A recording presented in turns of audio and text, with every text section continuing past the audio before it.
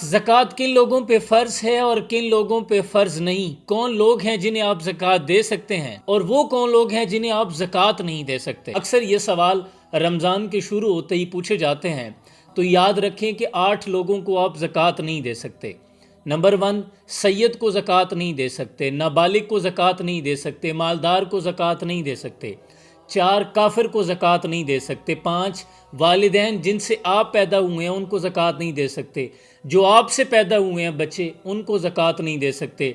मियाँ बीवी को, बीवी मियाँ को आपस में ज़कात नहीं दे सकते। इसके अलावा खाला, फूफी, चाचा, मामू, आपके कज़न्स, ससुर, दामाद, सास, आपके बहन, आपके भाई जो मुआशी लिहाज में तकसीम में पीछे रह गए हैं, इन सब को आप ज़कात दे सकते हैं।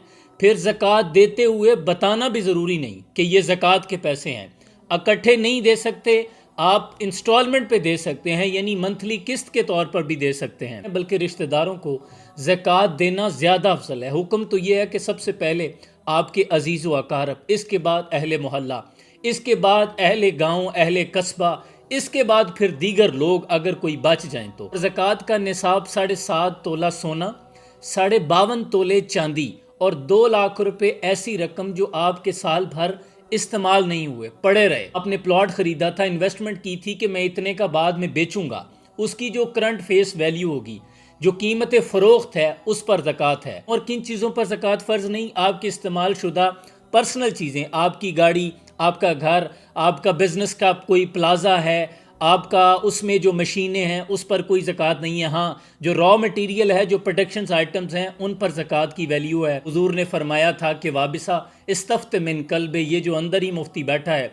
इसी से पूछ लेते। हर इंसान के अंदर ज़मीर मौजूद है, वो आपको बता देता है कि आप साहिब निसाब हैं या नहीं। और याद रखें कि ज़कात देने से कभी माल कम नहीं होता, और ये गारंटी किसी आम दुनियादार की नहीं है, ये ताजदार कायनात आमिना के लाल रसूल अकरम सल्लल्लाहु अलैहि वसल्लम की गारंटी है कि माल कम नहीं होगा। और जैसे नमाज रूह को पाक करती है, इसी तरह ज़कात माल को पाक करता है। अगर माल में बरकत ही नहीं है तो फिर हमारे घरों में खुशहालियाँ कहाँ से आएंगी?